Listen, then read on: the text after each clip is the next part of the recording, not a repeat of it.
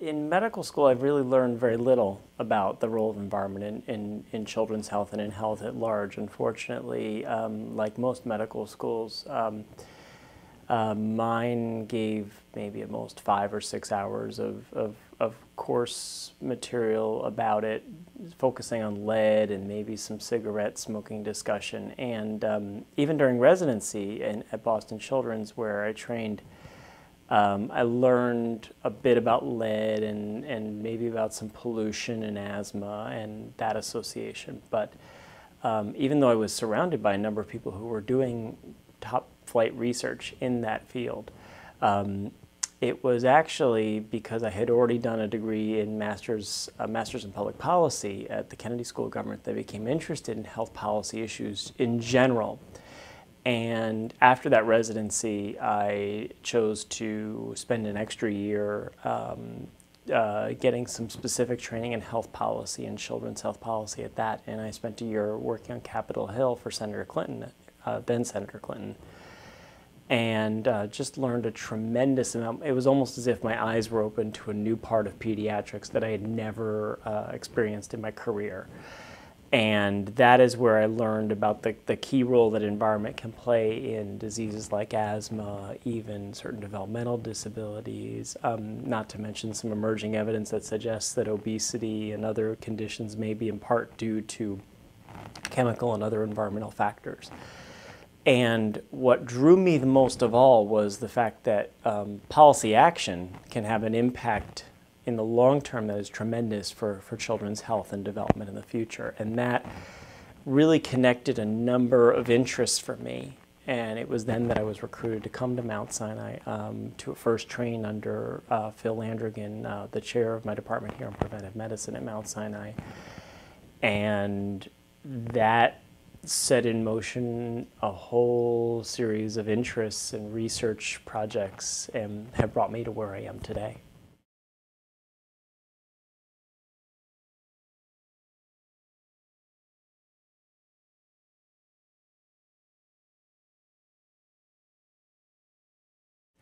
Sure. So there's what we know and unfortunately what we don't know by comparison. So there are 85 or so thousand chemicals that are widely produced in the environment. The reason I say 85,000 or so is that actually at last count there were 80,000 and 1,000 to 3,000 new chemicals have been brought into production each year. When you talk about just the 2,000 most highly produced chemicals in the environment, the ones that are used in quantities more than 1 million tons a year, fewer than half have any toxicity testing data whatsoever, and fewer than 1/5 have testing data with respect to the impact on children's health and developing brain and other organ systems. So sure, it's important to point out that we know a lot about lead, and we've taken care of a lot of lead exposures in the environment, and that has led to tremendous reductions in the number of children who are labeled as having lead poisoning. That is based upon an arbitrary cutoff of blood lead levels more than 10 micrograms per deciliter, the way we define lead poisoning right now.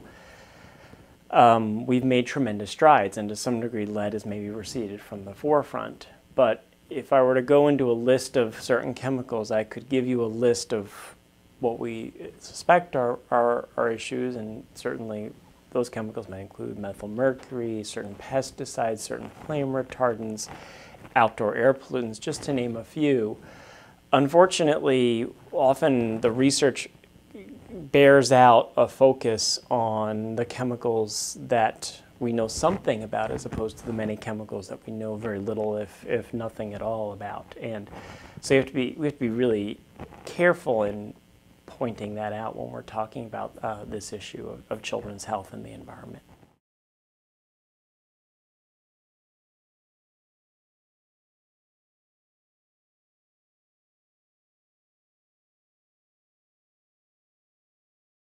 What we know is that asthma is at least in part due to outdoor air pollution exposure besides factors in the home environment like dust, dander, mites in the home.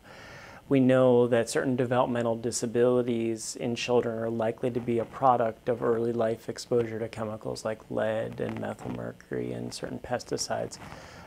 Certain cancers have been documented to be on the rise. Specifically, I would name testicular cancer, certain leukemias, and certain brain cancers have been documented to increase 30 to 40% or more. In addition, there's some emerging evidence about certain early adolescent and young adult cancers that are thought to be on the rise as well. The evidence for the link between chemical exposures and those conditions is less strong, but it's hard to explain away trends like that to diagnosis or a dramatic transformation in the human genome.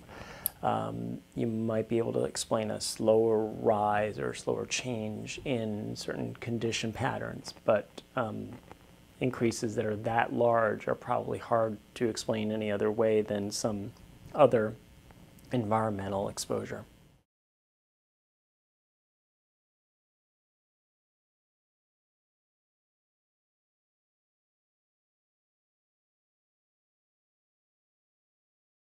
Chemicals have a life of their own. One doesn't really think of them that way, but they're first produced.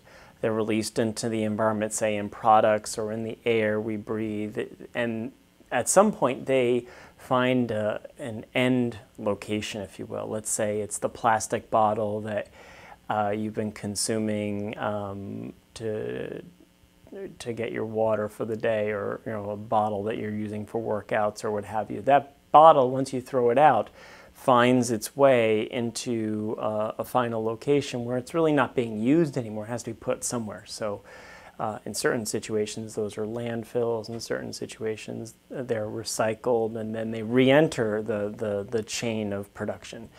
And there are hazardous waste sites about mostly from 20 to 30 years ago, but still new hazardous waste sites crop up every day that result especially when, but not always when, hazardous wastes are not well managed. Sometimes they occur even when hazardous wastes are managed as best we can understand them, and some of them happen through catastrophic incidents like the one in the Gulf very recently.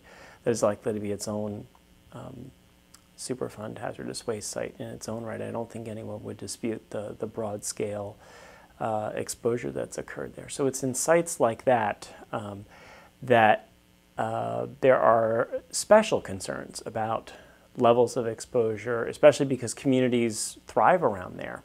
You can't simply move. If you moved everyone more than a mile away from a Superfund waste site as it's designated by the federal government, you would have a much different geography in terms of population in the United States than you would have today.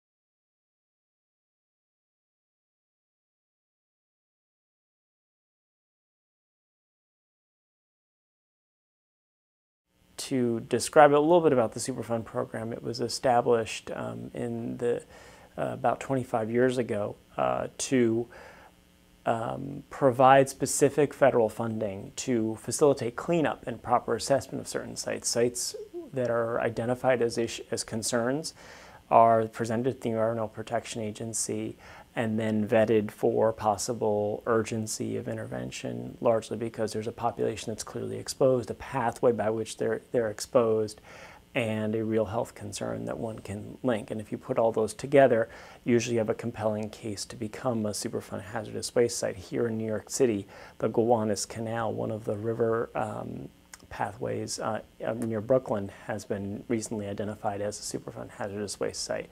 The Hudson River is actually the longest Superfund hazardous waste site from an old PCB, or polychlorinated biphenyl exposure that occurred in the 1970s. These hazardous waste sites are largely remediated, but they still pose significant concerns to people who live around them. And one major concern is the impact on children's health, whether it's the school that's sited on the Superfund hazardous waste site or the homes that are sited near a potential hazardous waste site. And then there's the population of hazardous waste sites that are not Superfund waste sites presently. So these are all concerns that exist and explain the existence of a Superfund program.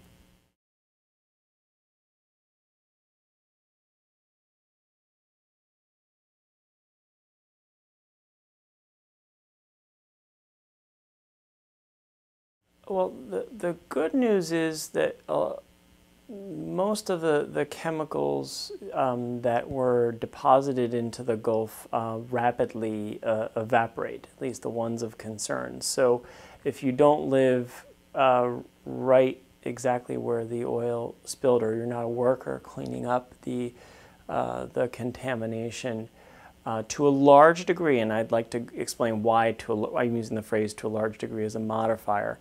To a large degree, immediate health concerns are not something to weigh as deeply. However, there's a lot that we don't know about the long-term health effects of certain chemical contaminants that were deposited, and we know precious less about some of the chemicals that were used to contain the spill. And it's important to continue to monitor the contamination potential in the fish that may continue to be an issue of concern, though even so far the levels are very minimal. That's why it's been a good step forward that there's actually a worker monitoring study that's been implemented from the beginning, from a very early phase, to follow the population of people who are rolling up their sleeves and helping as best they can to contain and prevent further progress in the spill. And it is through research like that that we have an opportunity to learn a tremendous amount about these chemicals. You never want an experiment like that to happen, but at least you should take the step and really document whether there are potential health concerns in the population, and you can actually do something about them for the workers themselves if you intercede on a proactive basis. And that's what we're doing here at Mount Sinai with the World Trade Center worker and screening and treatment program, where my colleagues who are adult medicine doctors are actually following the workers who participated in the cleanup of the 9/11 site.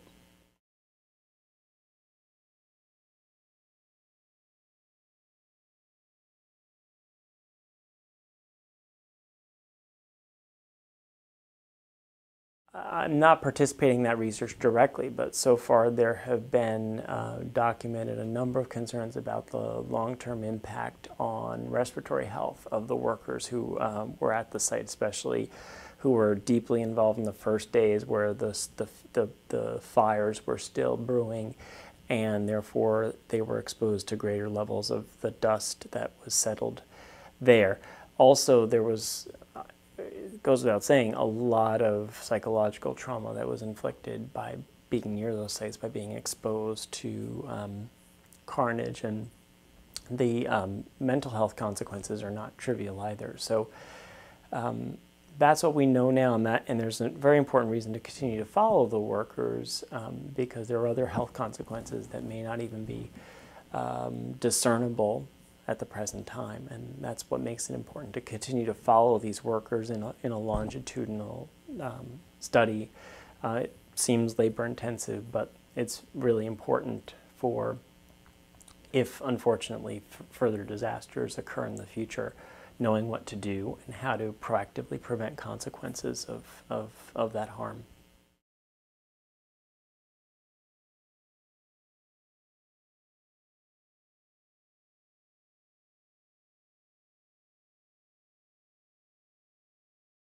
Well, obesity is largely a product of diet versus physical activity, and if you ingest more calories than you eat in, generally speaking, that excess caloric density has to go somewhere in the body.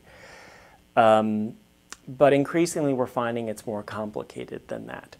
The physical environment plays an important role in shaping how one has an active lifestyle. If you're forced to walk to work, walk upstairs, that will enhance your energy consumption and also potentially keep you in better cardiovascular health for other reasons and be of great benefit. But what's emerging as well is that certain chemical factors in the diet and in the environment may, an emphasis on may, because the evidence is emerging rather than definitive, play a role in influencing how the hormones in our body react to certain dietary loads and thereby result in deposition of excess calories into fat as opposed to consumption in other pathways. The chemicals of potential concern are called endocrine disruptors. They're hormone-like chemicals. Some of them include the plasticizers, phthalates. Bisphenol A has been in the news quite a lot. It's thought that bisphenol A might or might not contribute to increased risk for obesity as well. There are also certain brominated flame retardants called PBDEs, long name, short acronym, that may also play a role in obesity and cardiovascular risk, especially in adults. But it's important to say that the evidence is emerging, and that's why I'm delighted to be working on a large-scale children's health study called the National Children's Study that will follow 100,000 children nationally from before birth, even before conception, all the way to age 21, where we'll be looking at the preventable and environmental factors that are contributing to these conditions. No study has been ever pursued on that scale. A study of 400 and 500 can take you so far in examining one or two risk factors all the same, but obesity is a very complex multifactorial disease and condition process where you have diet, you have physical activity, you have the physical environment, you have the chemical environment, you have healthcare delivery, and you have all of these other factors contributing, along with genetics, to produce health or relative unhealth in a particular person. And for a condition like obesity, it's critically important that we examine it in a comprehensive way. So that's why I think it's important to point out that it's emerging evidence above all before we jump to conclusions at this point.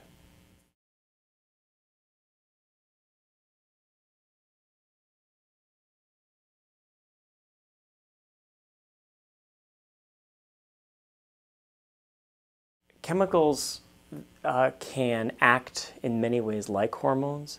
They can disrupt how hormones bind certain proteins in the body and give signals to the body to do certain things, whether it is to take in more fat, to use more energy, to even regulate body temperature and salt regulation in the body.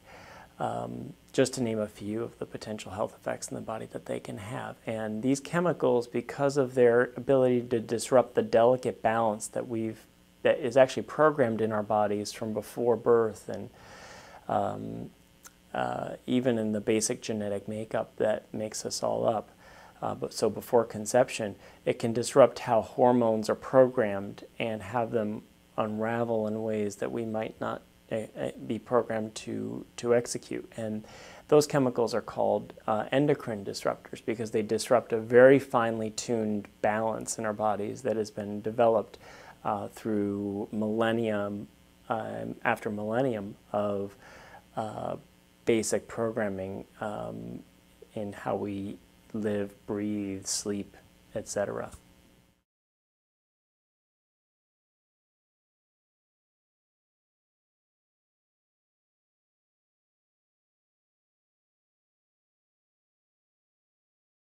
The National Children's Study is still in its early phases.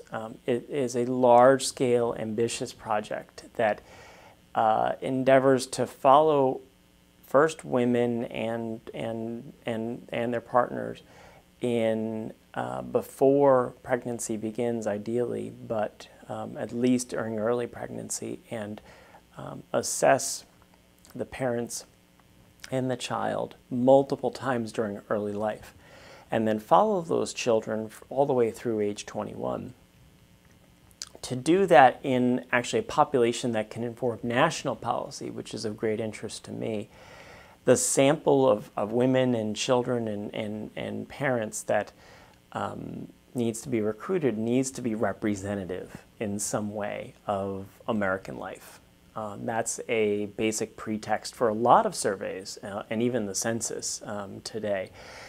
And one of the approaches that has been taken at first is to try to recruit in a similar way for the National Children's Day to the census, which is basic knocking on doors and saying, "Hi, how are you? You don't know me. I'm from Mount Sinai School of Medicine, and we want to recruit women of childbearing age for the National Children's Study."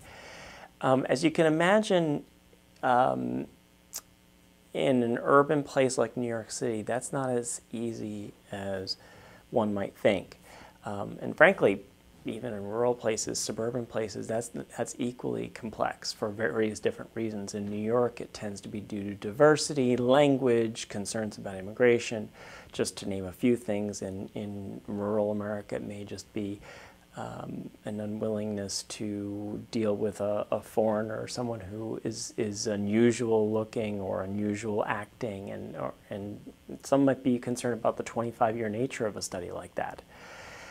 All of those reasons have presented interesting challenges as we ramp up from starting at 7 first and then 37 pilot locations across the country, and then ramping up the protocols so that we optimally get the right mix of depth and breadth in the study and make sure we actually can do it in a way such that we don't have 20,000 participants instead of 100,000 at the end. That's equally important, because the key, even though it's important, you'll get a lot of information from following 100,000 children during very early life and getting them maybe once or twice in the study. The real value and the real reason why $3 billion is planned to be spent on the study is to have that treasure trove of data across multiple points in the lifespan. And to do that right takes the right experience and perspective. And no one's ever really coupled a survey design with a massive longitudinal study like this. So I see this as a necessary phase in tinkering with the study, and I don't even think tinkering is the right word, really working out all of the bugs so that when we go live, taxpayer dollars are spent extremely wisely, and the value will be 20 or 30-fold greater than the expense up front in completing such a study.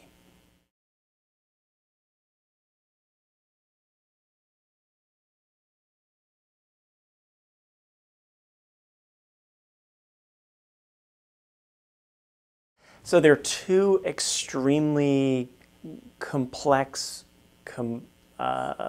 issues with the National Children's Day that make it special. Not only are we trying to look at an exposure that occurred, let's say, during the prenatal period, and then an outcome that occurred later in life, we're also looking at all of these other factors that may or may not also influence the outcome at that same time point.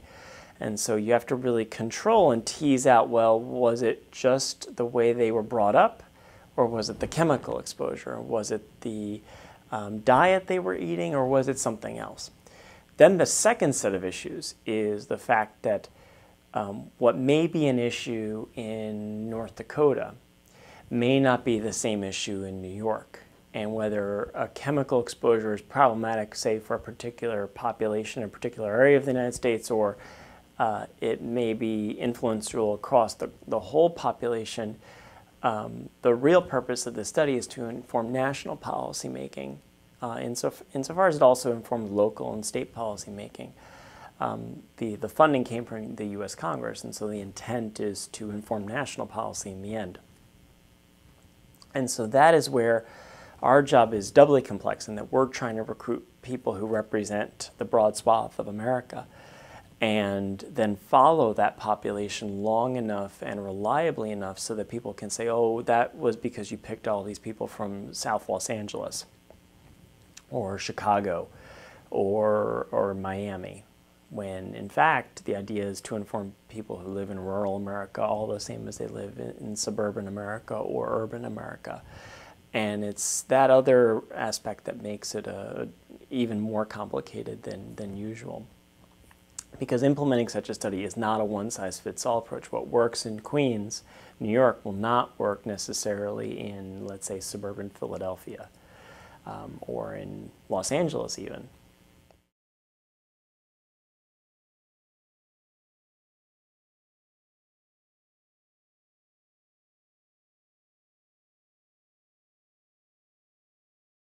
Chemical regulatory policy in the United States is roughly not been reviewed or renewed since the 1970s, since they were first implemented through the Toxic Substances Control Act.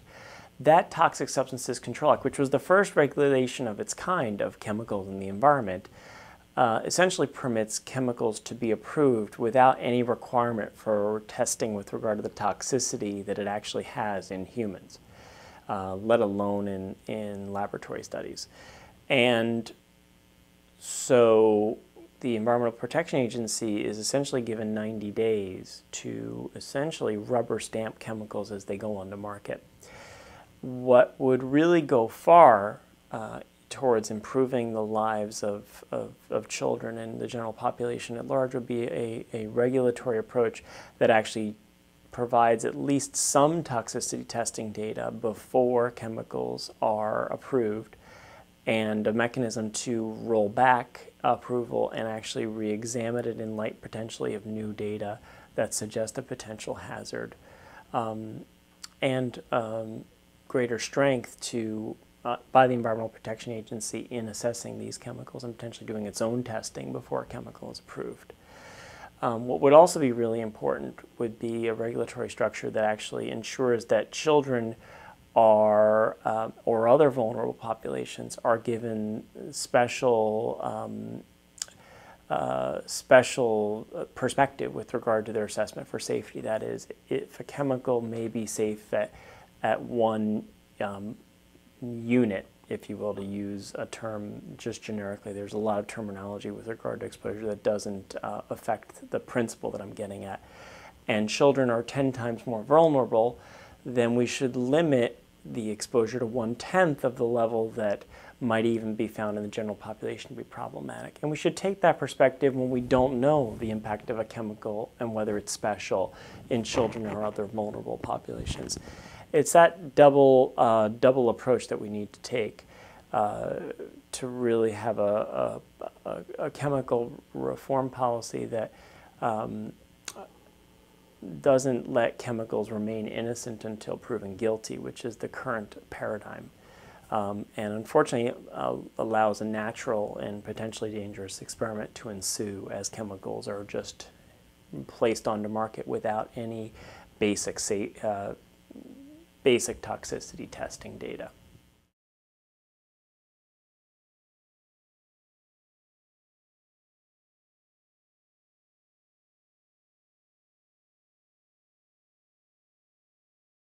Well, let me start by actually commenting about something that worked. For pesticides, there was legislation that emerged from a National Academy of Sciences study called the Food Quality Protection Act that essentially did not assume that pesticides were innocent until proven guilty, that actually required an additional safety threshold in the absence of data for children and other developing humans that might be especially at risk. And that regulation actually led to the banning of, actually the withdrawal of chlorpyrifos, a very toxic organophosphate chemical, to be removed from widespread household use. And a study by Dr. Ricky Pereira and colleagues at Columbia University found that after the ban, the exposure to chlorpyrifos plummeted such that the chemical was not detectable in children who were born after the ban. And the association between chlorpyrifos exposure and injury to the developing brain disappeared altogether, which makes a really nice case in point to when policy can actually work to prevent disease and disability in children. If you ask, well, why have we been so slow to protect children from environmental chemicals? I would say there are multiple factors. There are strong vested interests in place that really would prefer chemicals be used on a widespread basis without safety testing. I'm not proposing, though, that we go back to the 15th century or wrap ourselves in a non-chemical bubble, if you will. But what I am arguing is that you can strike a very nice balance. You can have chemicals tested first, use them widely without potential injury. It's probably not all 80,000 chemicals that are problematic to human health and development. There probably are a smaller amount. I don't know how many there are because they're not well tested. It's probably that smaller amount that contributes heavily to the disease and disability changes and trends that we're seeing in the United States among children. And it would be that focus on the chemicals that are problematic that would allow quite a lot of relief in families who are trying to seek answers to what products to use and what products not to use, that the opposite of which we're experiencing today.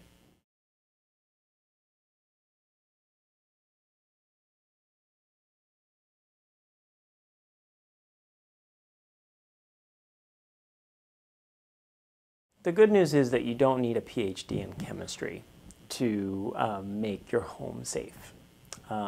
You can check your home for lead-based paint hazards. You can eat fish that are low in mercury and other chemical contaminants. You can not smoke. You can air your home out, especially when you're bringing in new products that may emit volatile organic chemicals, which are notorious for the new smell you sometimes feel in cars or in furniture or other equipment. And you can also pick safe plastics and not put plastics in the microwave, especially when there's food in there. And it's through some safe and simple steps that you can reduce your chemical exposure and improve your healthy lifestyle.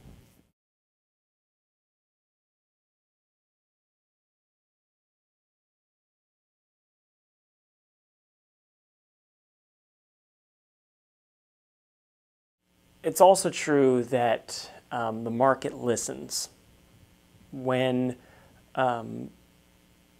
people go away from a particular brand because they hear of, let's say, bacterial contamination in a product, you see stocks drop. And similarly speaking, the U.S. population has a tremendous opportunity. People at large in the community, in rural America, suburban America, urban America, have tremendous power actually over what exposures they have, because they can choose healthier and safer products without having to spend a large amount more in their daily grocery bill or in their receipt at the drugstore. That can send a tremendous message. And I would also pick the example of the trend away from using BPA in a lot of baby products and frankly in everything from the sport water bottles to all uses of plastic food containers. The media attention and the intensity with which people responded in the general public had a tremendous impact on how producers changed their behavior. I would also say that people vote, and people can have a stronger voice and speak up on behalf of chemical reform. It may seem remote when you do it, but it can sometimes take just a few calls to a particular senator or representative, and whether it's in the U.S. Congress or to a state senator or representative or governor, to get things done. You'd be surprised how few people actually call and go through the trouble of doing more than sending an email or sending a fax about an issue. And there is safety in numbers as well. There are a number of websites that you can go to learn about these issues and even send somewhat pre-formatted but easy to individualize responses about issues, and that really can be extremely powerful in moving an issue forward. So I really don't think it's something that you can just throw up your hands and give up. It's something that if you really take on as an opportunity and a challenge, it doesn't take that much time to actually do something good for not just this generation, but the next generation to come.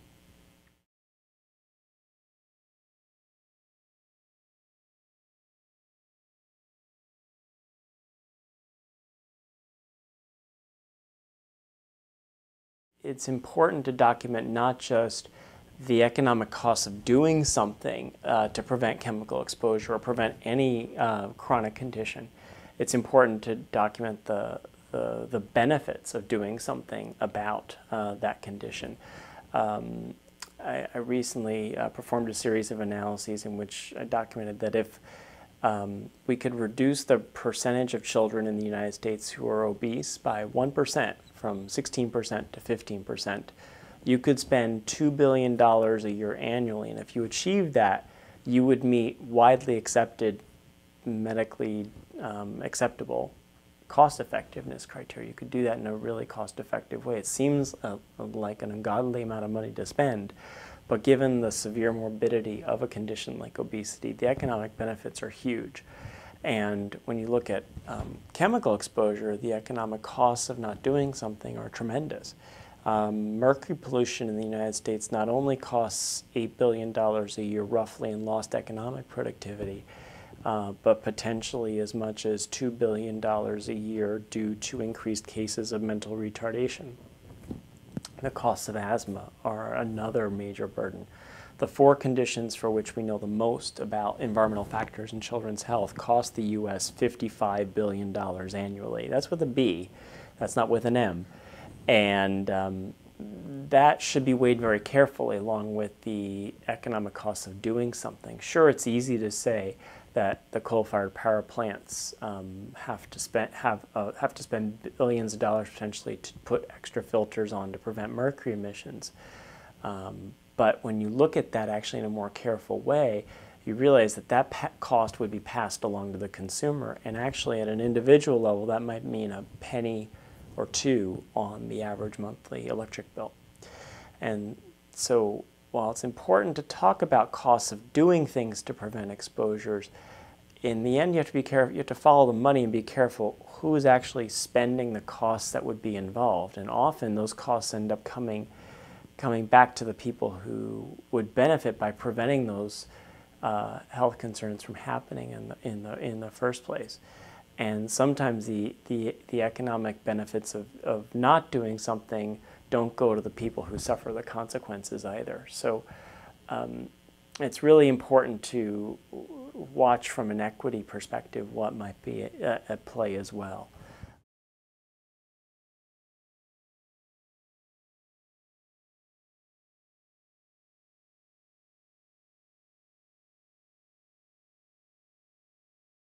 For most chemical exposures, unfortunately, the pattern is that lower socioeconomic status populations or populations that can't choose where they live suffer the worst consequences. That can be being located near air pollution locations like coal-fired power plants or other emitting sources of air pollution.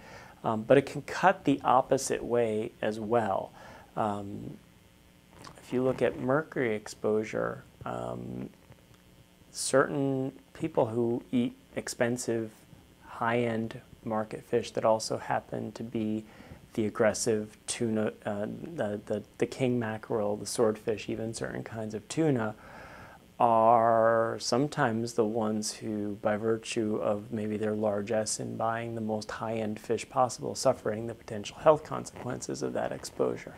In general, though, and this is also unfortunately all too true for Superfund hazardous waste sites as well, chemical exposures are disproportionately borne by people who have lower socioeconomic status, leading to a bit of a double jeopardy, where not only are people having difficulty in achieving educationally and otherwise as a result of social factors, they're also suffering additional chemical exposures that are a double whammy.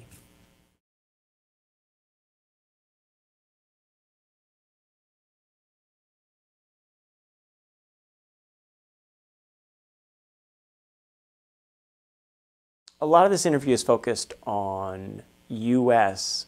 chemical exposures, and I think it's important to take a second and talk about emerging threats across the world. A lot of focus in the developing world is on tuberculosis, HIV, and other important conditions of great morbidity.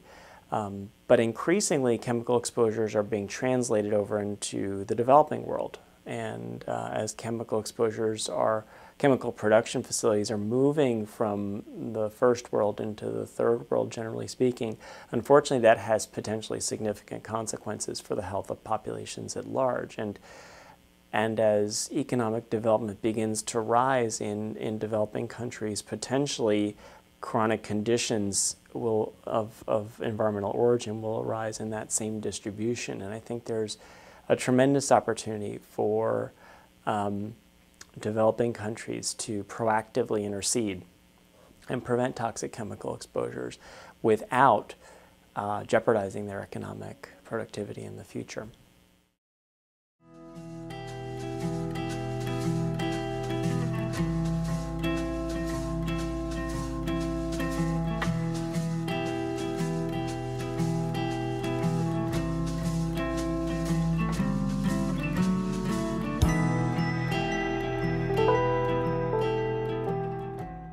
I would say Phil Landrigan has had a tremendous impact on shaping a lot of young pediatricians' careers towards examining the impact of environmental factors on children.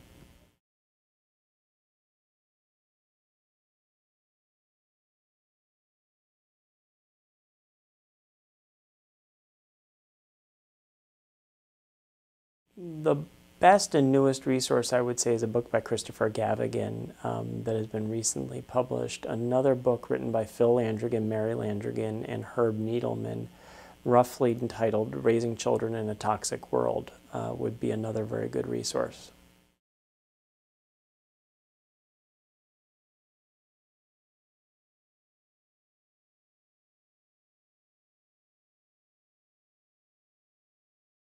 The American Academy of Pediatrics has a book aptly entitled The Green Book that provides a nice overview of a number of cogent issues in environmental health that really should be on the shelves of every pediatrician's office.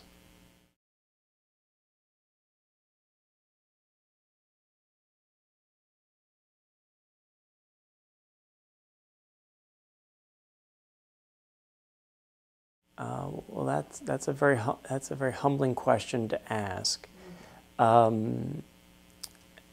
would say that the two articles that I'm proudest of to date are actually my first article documenting the economic consequences of mercury pollution in the United States, but I'm also proud of a very recent article published in Health Affairs that documents the cost effectiveness of investing $2 billion in preventing childhood obesity.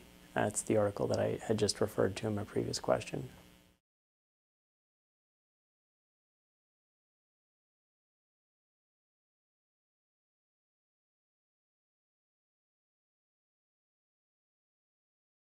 I hesitate a bit in endorsing any one organization because I think what I do best is to stick to the science and allow the advocacy organizations to translate that science into political action, even though I do testify regularly and I do present at in various policy fora, whether it's a non-governmental organization or some other organization. I've seen Environmental Defense and the organization Physicians for Social Responsibility do some really good work. Those would be the two that would come to mind.